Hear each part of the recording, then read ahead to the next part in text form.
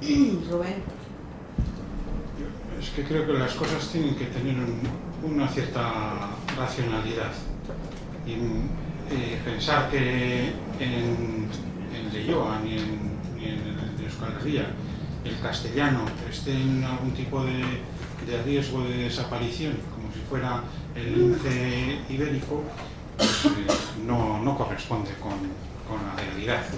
Lo que sí existen es mucha tenacidad de no respetar los nombres decididos por la comunidad, que hacen bastantes decenios que este municipio decidió llamarse Leioa, y hay muchas entidades que insisten en llamarlo Lejona oficialmente, y los ciudadanos lo nombran como les parece, que para eso son libres. O sea, no hay ningún riesgo de desaparición de ninguna lengua, y sí hay necesidades de apoyar otras.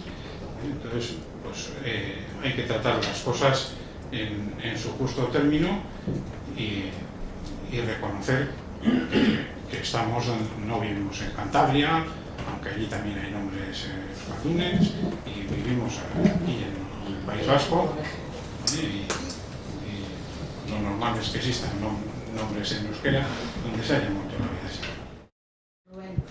Sí, lo que ocurre es que hay una evolución de la propia sociedad, y lo que toda la vida se conocía como los pinos o la boronita, pues ya desde hace muchos años para todo el mundo eso es pinueta. Por eso se refleja ahí, y eso refleja la evolución de una sociedad, pues que afortunadamente ha podido vivir en euskera y disfrutar del euskera con normalidad, y se va cambiando la forma de denominar los sitios, no porque nadie lo imponga.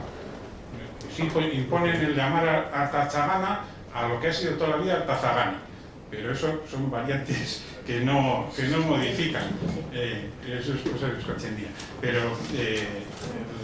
lo otro es una evolución normal de una sociedad, pues que afortunadamente va consiguiendo recuperar la que es lengua específica.